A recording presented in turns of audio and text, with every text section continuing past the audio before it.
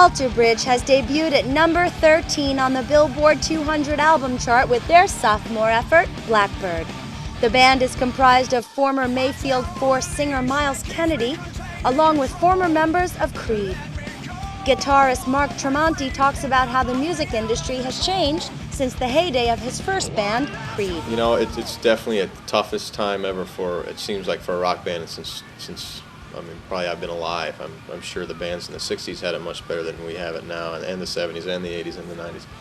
But I just think we're just trying to get our touring fan base large enough so we can sustain a touring career.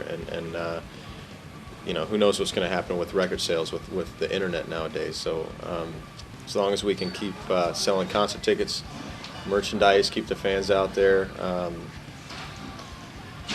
just kind of see what happens. At one point, somebody's going to try and there's going to be something that makes sense for both sides at some point, because there's so much exposure for bands. Somebody's just got to make it work for both sides. We asked him if he feels Alter Bridge is a success.